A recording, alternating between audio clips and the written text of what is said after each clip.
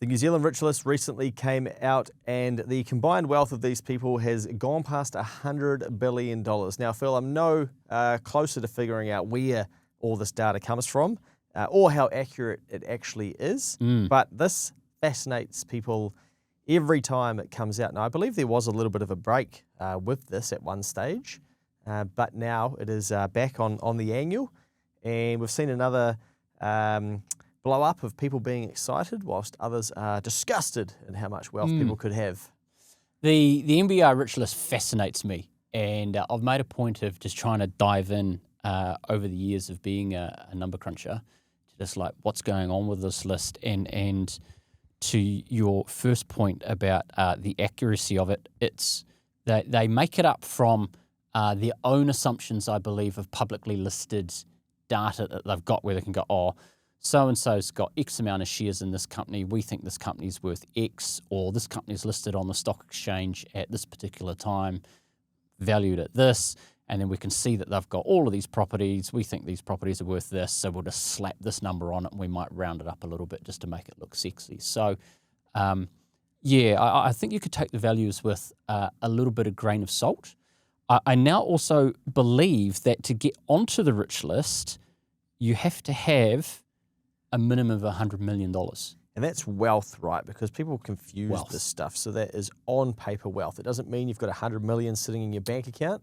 It means that your assets are assessed to be worth over $100 million. I assume after debt? Yeah, it would be net, so your net assets, because it wasn't that long ago, and the cutoff used to be $50 million. Wow. And I thought, oh, gee, because you'd have to, I mean, just entertain me for a moment here, but the old days where you might have the flawed strategy of winning lotto and getting the Powerball number on the big jackpot rollover, and you're clocking $40 million near on, maybe high 30s, $40 million to collect. And then my mind would always go, right, I just need to make $10 million and then I'm on the Rich List. And to turn 40 into 50 can't be that hard because you just buy property. I mean, we know that that's the thing. So you'd win lotto and get your 40 mil, buy some property, turn that into 50 mil. Yeah. And I'd be on the Rich List. Yeah, I see. And then I'd frame that thing and I'd be like, Mum, I've made it. Yeah. But I haven't won lotto, and now they've changed the threshold to $100 million. It's getting harder. And I think the jackpot is only still 30-something million. Quite right. And First Division's still only $1 million. And it used to be like that when I was a little fella. So they haven't inflation adjusted the payout on lotto. Seems lazy. It does seem very lazy. So anyway, we digress. But the reason I point that out is you might remember a while ago there was a very famous politician who was also a prime minister of our country, the great Sir John Key. Oh, Jacinda Ardern. Yeah, gotcha. He used to be on the Rich List. He was, that's right. Because they had the threshold at over $50 million, and he had his beautiful home in Remuera. He had, according to the NBR, amassed a bit of a fortune because he had had a very successful investment banking career, so we're led to believe. And he'd obviously had some shares and bits and pieces in places, some cash in the bank maybe. Being the smart man that he is, probably had a shit ton of Auckland property. Made it to the Rich List. They've now made the cut-off $100 million. See you later, mate. You're not rich enough. It's not on there. Yeah. My marketing brain on the outside looking in is basically, my conclusion is this is an amazing piece every year to be able to draw people's attention to a publication that most people wouldn't know exists throughout the year. I mean, sure, they've got probably tens of thousands of subscribers, but this is probably what they're best known for, right? Yeah, totally. But if you, I agree. It's almost like the media hijack it and call it the New Zealand Rich List. Like this is NZ's Rich, this article. I was just going to see, do they actually, say Credit the NBR? Yeah, I suppose this article does, etc. But like a lot of people probably wouldn't really know what NBR even stands for. National Business Review. There we go. Yeah. So you're learning something on the pod today, people. Shock. It happens from time to time. Now, I was disgusted, mate. Another year goes by and there's no property investors on there. There's no residential property investors with giant residential property portfolios only. So you mean to say that Auckland property and just buy and rack and stack with a whole heap of debt it doubles every 10 years? Yep.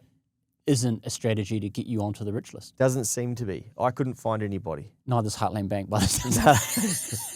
They'll be financing some of these business owners who are on there. But yep, there's developers or whatnot. But I always laugh at just how, as a country, we tell people like property, property, property. But I think that's for the average person or the ordinary person because it's accessible and people can build wealth or protect their wealth. But when you get to the rich list, these people are doing some pretty gnarly and grunty stuff. And it's not just buying a couple of rental properties. It's some big shit.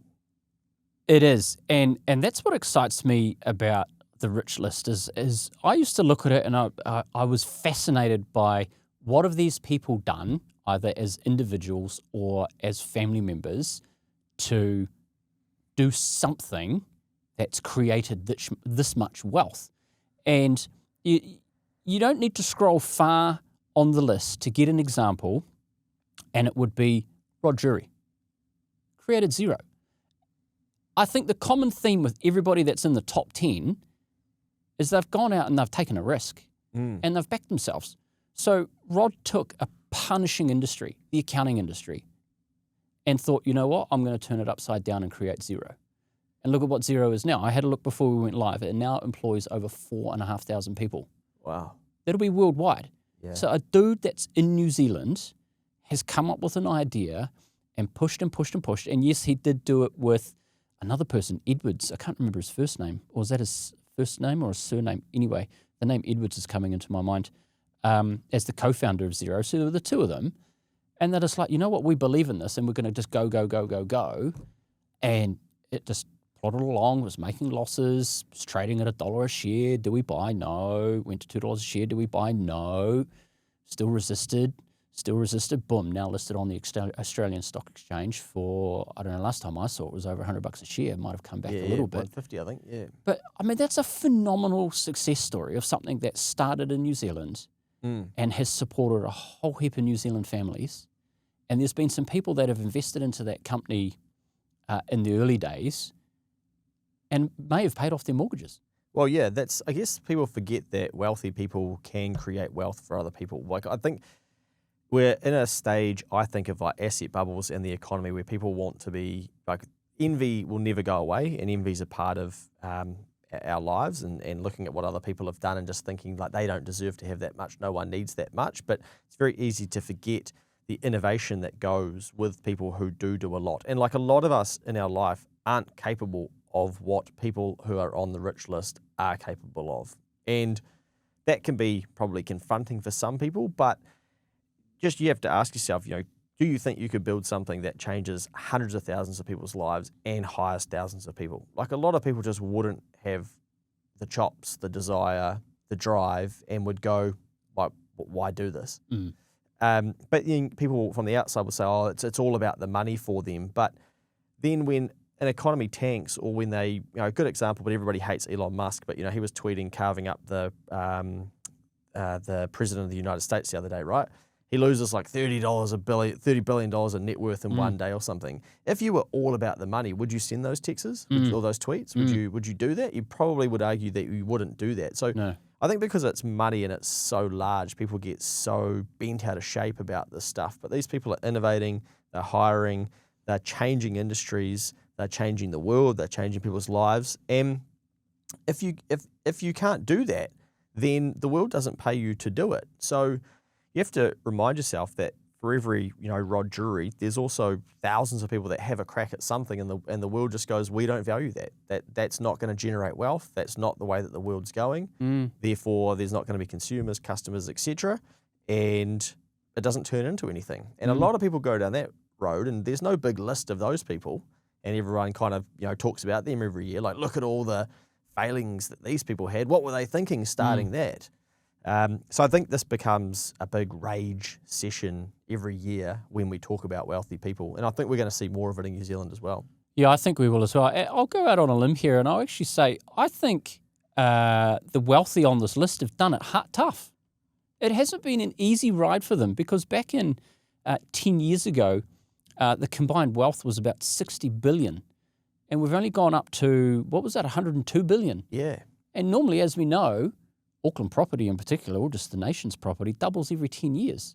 And if these rich listers had invested wisely, and we think these are the smartest people, well, 60 billion 10 years ago should be at least 120 billion now. Well, we're 20 billion short. Where's the cash at? Yeah, they've got it tough. And I think you crunched the numbers before we went live, and that was about 5% Compounded each year. growth every year. Yeah. Those are rookie numbers. Yeah. Well, then we can cherry pick some data because there was an article that came out that said New Zealand's rich passed 100 billion mark in last rich list, while average Kiwi loses wealth.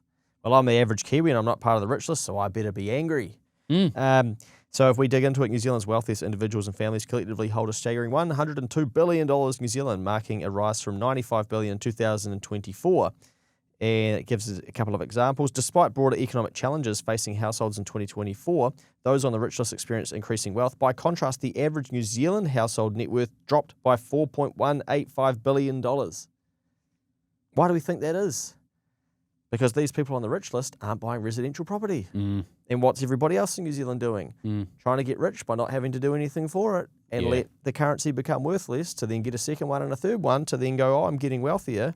And then it's not working over the last 4 years because the property market has been flat. So if anything, it's shown us in this last 4 years, if you're not innovating and creating wealth and generating and doing things, then you should expect your wealth to stagnate or go backwards. And that's exactly what the data tells us as per this article. There's an article here that I read written by somebody that I think is enraged by the MBR rich list and went on to highlight the Mowbray family who owned Zuru toys. And they topped the rich list with an estimated $20 billion of wealth. That's now, just the boys, isn't it? Yeah, Matt and Nick. Yeah. Yep, that's the one. And Anna's on there too. Anna's on there too. She's now not part of the Zuru thing because I believe she's sold out completely, but she's still on there with her husband, Ali Williams. But this person who's written this article has gone on to say a single family's, so this is the Zuru, net worth greater than the entire annual budget of the Ministry of Health. One family, $20 billion. It's a scale of wealth almost impossible to fathom in a country of 5 million people. Now, I read that and I was just like, I don't care. Like that doesn't bother me that one family is worth $20 billion because one, it's probably, I take the number with a grain of salt because MBR have probably just calculated it based on just publicly listed information.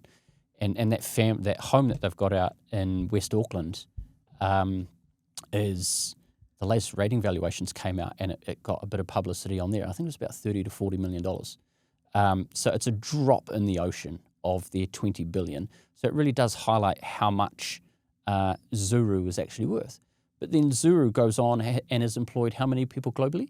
I think they might have 5,000 staff across the world. That's a lot of people. That's a lot of people. A huge amount. And they've invested in plant and machinery and all different types of things, and they're selling their products all over the world, and that's put New Zealand on the map.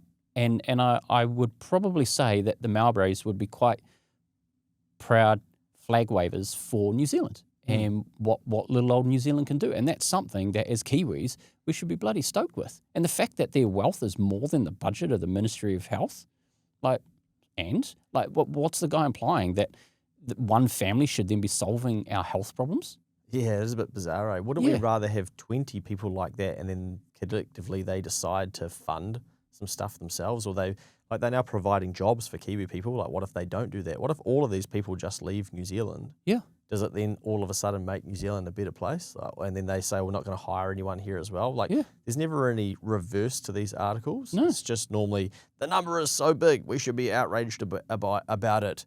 And I sort of get it because I think when you get to that scale of wealth or any scale of money and publicity, then people tie you back to politics. So then you've kind of got this societal obligation to be perfect, to reveal who you vote for, to reveal your donations, to then be hated by all the people who then don't vote the same way as those people. And it must be tough. It can't be fun for a lot of these people. And a lot of them, I believe, choose to keep their head down, don't get too involved in this list. The person that wrote this article did go on to find out where some of the money went into New Zealand's political system and has gone off, and this information is publicly available, and cherry picks a number of rich listers that are on here who have made donations to New Zealand First, National and the ACT Party. Now, there's one prominent name that's, I believe, still on the rich list, and I haven't seen it, but they have been there on the past, who is a prominent backer of the Labour Party, Sir Owen Glenn, who can't remember what his claim to fame was, but he did the Transport, logistics, something like that. Yeah. Dumped a whole heap of money to Auckland University. He's got the Sir Owen Glenn Business School, and is a proud proponent of the Labour Party. I mean, he's not mentioned on this list as political donations. It's lacking a little bit of balance, and I think that's where people that read this stuff read it and just go, oh, outrage. But hang on, yes, it's all the right-leaning parties, but equally there are people out there that support the other side of the equation. Yeah, yep. Yeah, look, there's wealthy people across all Spectrums. Yeah. I think one thing that what I believe is that to generate large volumes of wealth, you have to solve a problem in the market and you have to be able to add incredible value to it. And the Mowbrays, I guess, are a good example where they're now our number one and everybody goes like, oh, Zuru toys. But people don't really understand what Zuru does, the automation, the technology, the processes around like building homes and all sorts of stuff that they are working on. And we just kind of like pigeonhole them and then want to say like, oh, that's not good. Like the thing you see all the time is they create all this waste and therefore they're bad people. You know, they don't make money in a good way.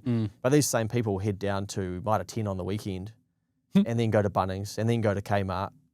But what's it got to do with me? It's nothing. Well, hang on. Isn't the same thing that you say that person shouldn't be rich and it makes me angry and frustrated. But if it's you doing it from Mitre 10 and Bunnings and whatnot, going and buying shit that's come from China too and you're going to throw it in the bin, or can we just take a quick Zoom video around your house and have a look at the toys you've got for your kids? You know, are they all biodegradable? The simple poll to take would be, have you bought from Temu? Yes. Well, a lot of Kiwis now are. And why shouldn't I? It's cheaper. Yep.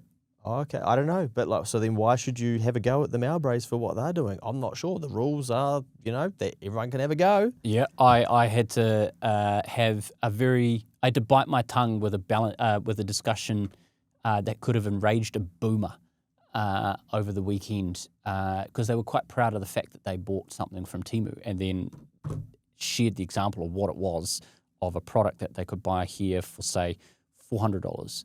And then they found it and did buy it and got it shipped to New Zealand for $100. And it's just, oh, I'm saving, da-da-da. And, oh, you know, I'm on a pension and da-da-da-da-da. So, okay, well, you're, you know, our largest beneficiary group. Yes, you do need to save money. But because there's $300 that's not going into the New Zealand economy, this is the type of stuff that, you know, your short-minded thing is thinking to. But yet on the other side of the equation, you're going to go on about this, and this. But you're buying stuff from Temu? I can't reconcile all of this. I think we're very good as humans to contradict ourselves, right? Oh, we'll probably do as. it on this, but wealth is something that I think fascinates people because, you know, for a lot of us, we'll never feel like we have enough, and then when we look to others who we believe they do, you know, they become a great target. But like all of these people could have stopped if they wanted to. They're probably not doing it for their number to go up. They probably do it because they love it, they solve a problem, they're passionate about it. And when people do that, success and wealth happens. You know, the thing that I often find interesting is that with sport, we look at sport in New Zealand completely differently. Like if somebody's obsessed and a freak at sport, you know, we still want to pop them off and be like, oh, they don't deserve to be there. But like we sort of go, oh yeah, fair enough, they got their success, they put in the reps and then the gold medals come. We don't sort of go, do they really need, like does Lisa Carrington need that many gold medals? Yeah, when was the last time you ever heard somebody say something like that? Yeah, like that's a really good point. You know, surely she's got one. Like shouldn't she enough. leave, you know? And the interesting thing, as a country, we're the 5th wealthiest country in the world per capita. Per capita. 5th. So, yeah. So, okay. Like, if we want a capital gains tax and take these wealthy people down, maybe some of these other countries are thinking the same about all of us as well. Hey, maybe it's time for all of us to be putting a little bit more internationally and going, here you go. Like, we've got too much. But that convo doesn't happen. It's just basically, like, who's doing really well and that shouldn't be happening and they should be paying for stuff that's broken at the moment. Why is it not happening? It is a fascinating thing because a lot of people that see it, that whinge about it, just go to immediately compare and then do everything, as you've been saying, to bring them down to try and cover over their own failings in life. And I think it's a great time to go, hang on, if you're caught in this thing, let's actually put this in perspective. As you've just said, on a per capita basis, we're the 5th wealthiest country in the world. Yeah. And I think you don't need to go far, and you could look on YouTube or you could jump on a plane, because on a per capita basis, we're wealthy, and go to a third world country and see what poverty or average actually looks like. And I remember reading years ago, like to be considered, and I don't know what the stat is off the top of my head, but to basically be considered wealthy in a worldwide context, you just need to have a phone. Sheesh. You know, because on balance, when there's billions of people in the world, there's only a small handful that have got access to technology and a device like a smartphone. Yeah. And there's so many people out there that don't have that, but we live in this bubble. And then as soon as somebody in our little bubble pops their head up, no, get back down. Yeah. Get back down. It is gross. Yeah, I think, it's just sad that, like, there's other versions of people on the rich list who they might not aspire to be wealthy, but they might aspire to be an athlete, to create a life where they can look after themselves, their family, their community, etc. But they won't want to do it because what they're learning is rich people are bad. Yeah. And they're not paying enough, they're not doing enough, there's envy, etc. And so there's going to be a subsection of very talented people who could be very wealthy and then choose what they want to do with their wealth, because there's nothing to stop you getting rich and donating the whole lot. Totally. You know? Yep. But they won't want to do it because bad. You know, getting wealth equals bad. Well, I think on that point, if people want to be really offended, like if you're offended at the NBR rich list and what New Zealand's doing, go mega offended. And I'm pretty sure that there was a political party and a politician in particular that went out and had a big crack about wealth. Go and have a look at the Forbes rich list. The entry for that is US $1 billion. US. So when you put New Zealand in the context of the Forbes rich list, we're chicken shit. Yeah. You know, the Maoris scrape in as probably just being meh, you know, with 20 billion.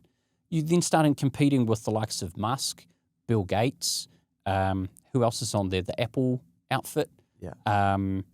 Can't think of any. Walmart family, all of those types of people. And I think if you're really offended by the wealth that these people have created and the businesses off the back of them, stop buying their products, stop supporting them. Yeah, not hard to do. No, Yeah. but if you're that outraged by bloomin' Apple, just get rid of their devices. Well, I believe that Air New Zealand are about to release Wi-Fi on their domestic planes. Yes. Now that's a Elon feature. Starlink. Yeah. Yep. So again, like, you won't be logging into that. No, fly Jetstar. Yeah. People, again, like contradiction, they'll go like, oh, Elon's a piece of who needs that much money? But then they'll go like, okay, I'm going to log on. I guess the argument is that these people are extracting wealth out of ordinary people and whatnot. Unfortunately, that's sort of the system that we live in, and maybe it will turn. But hey, like, not every country operates with the same rules. No. So just because you were born here, but if you don't like it, like, you can move. Yeah, you can go and find a different system with a different setting and have a crack at that. Like, I've kind of sort of taught myself to not get too angry by things, etc., because you just run out of energy and nothing good comes of it. And it might be comparing yourself to your competitor in the SME world. It might be, you know, not being able to play for the Warriors because you're not genetically, you know, having the features that will allow you to do that. But like, do you stay angry forever, or do you get on with it and go, okay, well, how else do we? Someone might cut you off in the traffic and they've got a nice car. Fucking rich people driving, blah blah blah. They might, you know, they might just be taking it back to where it's going. It could be the person who's selling it. You don't know, but. The world can trigger you in a way to be angry, and I think a lot of people actually want to stay like that because it's easier to stay in that fear and that anger and that emotion than actually work through it and go, why do I feel like this? And what could I do differently? That's a really good point. So I'm just sitting here thinking, like, you can either take the rich list one or two ways. It can either upset you, make you angry and outraged and all this stuff, which is basically, I think, as I said earlier, you using it as a mask for your own personal shortcomings, where you haven't gone out there and really delivered your true best. And then how you can flip it and go, how can I be inspired by these people? What are they doing? What are the things that I could learn to then go, they're ordinary people as well. They've got the same 24 hours as I do. They've got nothing special.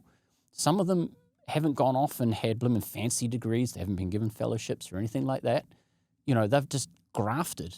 So what's the secret to their success? I don't think it's any secret other than just showing up consistently and making a commitment and knowing that the path that they're on isn't property and it's going to double every 10 years, but it requires a consistent amount of work and showing up every day.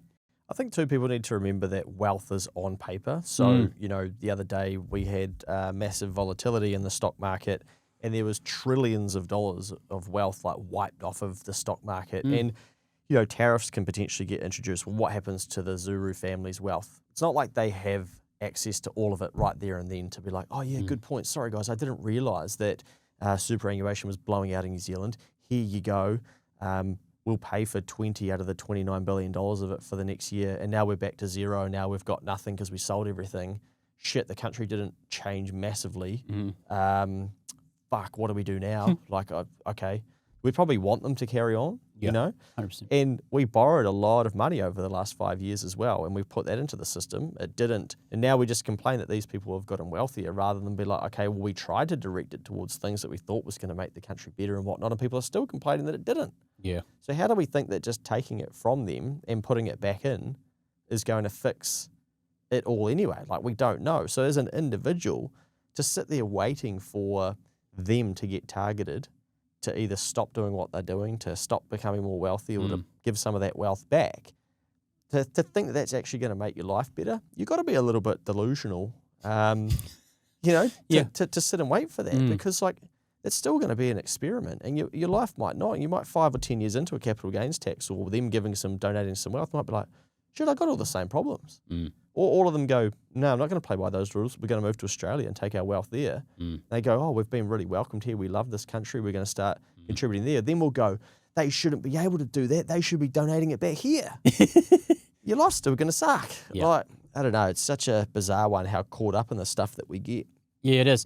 What I was just thinking, what I'm excited about having seen this year, more so than any other year that we've been doing this, is the amount of people that are now looking to business as being the answer. And they're going, hey, look, I'm currently in this punishing corporate job. I'm in the C-suite. It actually sucks once you get there. I want to get out and I want to go and buy a business. And the amount of people that are going, yeah, I do own property. I've got the family home and some rentals. I'm prepared to sell all of my rentals and go all in on business. That excites me. Yeah. There are people out there, and the mood is slowly shifting. And I think as more and more people actually realize that business is a better vehicle than property, then the discussions that we have about wealth creation will actually become more exciting and more positive as time goes by. It's just going to take an incredibly long time, unfortunately. Yeah, well, I suppose the longer that the housing market remains flat, it's a good advantage for business to have an opportunity to say, here's, something else. And it's actually, here's the data, i.e. the rich list. It works to generate wealth and to create jobs and whatnot. Well, flat. I mean, Aucklanders would be listening to this and saying, Luke, we're actually 9% poorer because our CVs came out and the council have said, no, your property value, we'll just wipe it clean. Average 9% down on residential property. How good is that? I believe that the propaganda machines that are the media are telling people, nah, don't worry about CVs anymore. They're not really that important. Yeah, I think you should be worried, folks. I don't think that's going to wash with a lot of people who are probably constantly checking their CV and things like that. But, fascinating one, mate. I think, it's Rod Drury, he's changed out my life, your life. He's changed accounting. Absolutely. Yeah, he's actually made it exciting. Who would have thought? Accounting, fun, exciting. I wonder what it would be like if he didn't do what he's done. But there's also a saying I learnt a long time ago, if you want to be a millionaire, help a million people. Now, it's probably changed, or you could probably just about divide it by 10 these days because of inflation. But I think if you want to create that much wealth, you've got to be touching, tens of thousands of people, hundreds of thousands of people, even millions of people know who you are and are consuming your products and whatnot. Because the market doesn't reward mediocrity for too long. And another competitor will come in and go no, Zuru as an example, they're competing with Lego. Yes. Now, New Zealanders, they love Lego, and we got no problems with buying Lego. Who owns Lego? Why aren't we angry at that person? Whoever started that. Oh, they're putting all that plastic shit into the bloody environment. Disgusting. They should give all their money to New Zealand and fix the place. But then as soon as a competitor comes in and goes, we're going to do it differently. Yeah. You stop throwing your balloons around that you've paid Zuru for a second, even though those are actually biodegradable, I believe. Don't know about the fittings and stuff, not sure. But then we sit there and we're like, yeah, this is disgusting what they've done. But they can only compete with Lego if they're competitive with Lego. Otherwise, they get booted out of the arena. And I think that's what I like about the article before, talking about how this is designed to get us angry, right? Richest pass 100 billion mark, while average Kiwi lose wealth. Yeah, because they're in the arena. It's like saying, oh shit, did you know the people that went to the Olympics, like they ended up winning medals and we didn't? No shit. Because they're having a go. They're in the arena. And business is the ultimate arena. So if our wealthy on the rich list are going backwards, that would probably be a more interesting time to be like, holy shit, what's going on? Like that's not great. They're obviously not as good as maybe what we thought that they were. But I don't think that's how we talk about business in New Zealand. I think we talk about it as wealth extraction and a small group of people that are taking advantage of others. Just while you were talking there, I have managed to find Sir Owen Glenn, number 44 on the list, coming in with $550 million. Ooh. It's actually down. He's come down the list. I'm excited for not just the Mowbrays, but, for Anna. She's at 47, I believe. But, Nick and Matt, they are young, Yeah. Like, we think that that's wealthy at the moment. If you listen to a couple of interviews with him, Madison Malone, has done a couple of interviews with Nick recently. I think if people listen to them, they'll be like, oh shit, like this dude is playing on a completely different level. And if people were angry about how wealthy he is now, shit, man, come back in 10 years and you're going to be, your life's going to be even worse and you're going to be even angrier, because I think what they're up to, like they ain't slowing down. They've played big. And they've kind of gone, yep, we've done something and we've tested in New Zealand, done our thing, and then they've gone all in on the world market. And I think the one to watch would be Peter Beck with Rocket Lab. Started in New Zealand. Rocket Lab is now listed on the stock exchange in the US. I don't know which one. And they call it like Rocket Lab US now. But they do have roots back to New Zealand. He's in the list at $650 million. I would expect over the next 5 years to see that climb and climb significantly. Yeah. Because he's now got his foot in the door, he's got a proven concept, and it's on a global scale now. And we're doing things, or we've got the ability to do things down here that they can't do in the US. It's in the US where they just love capital. I would expect to see him climb up, and that fortune at $650 million to double and him become a billionaire in a very short period of time. Yeah, I'll be with you on that. He just seems like an ordinary Kiwi bloke. I saw him, wandering around a Wallbirds over Wanaka. Can't remember what the air show. Yes. Right into it. Apparently he owns a jet too, an old jet. And then people can go for a flight in that. And it was just sort of strolling around. And I think these people are amongst us, but is the word like vilify them or get so outraged and whatnot. But like a lot of what I'm seeing is like a lot of engineering minds, a lot of builders and stuff, because you've got to build stuff to be rewarded by the market. The unfortunate thing about today's society is that everybody can take something that the wealthy have created, like a phone, the internet, etc., social media, and complain. And you've got a lot of keyboard engineers, where they've never actually built anything, but they'll tell you how it's all supposed to be done, how you build an economy and whatnot, and then you go to their profile and it's a fucking cat, and they've like all they've built is a social media profile with a cat, and they're telling the world like how it's supposed to be built. Yeah. And that is such a loud group of people now, and you just think, hope your life gets better. Yeah, and it can feel quite draining, but I think if you've got the opportunity, if you've listened to this and you're intrigued by the rich list, I would encourage you to Google search and find out some of the more details if you're not an NBR subscriber, about who's on the list, how they've got on there, what they've done, and find it inspiring. I mean, this is stuff that we should celebrate and encourage more of, because the more of this that we can do, I think it just brings everybody in New Zealand up, because we've already shared a couple of handfuls of small examples where it's created businesses that are now operating on a global scale, employing thousands of people. Yep. Final thoughts from me. This is a outstanding marketing from the NBR. They'll keep doing it every year as long as people keep reacting like this. the numbers are only going to get bigger, just like the debt in New Zealand and other median income and all these things that keep getting inflated. So that 100 is eventually going to become 200, then it's going to become 400, then it's going to become $1 trillion. Yep. And people will continue to get angrier, etc. Hey, you just got to figure out, who's got your money. How can you help these people? How can you service them? Like there'll be people, I know people at the moment that are building for Rod Drury, getting paid. If he's not doing it, well, like why don't you go out and do it?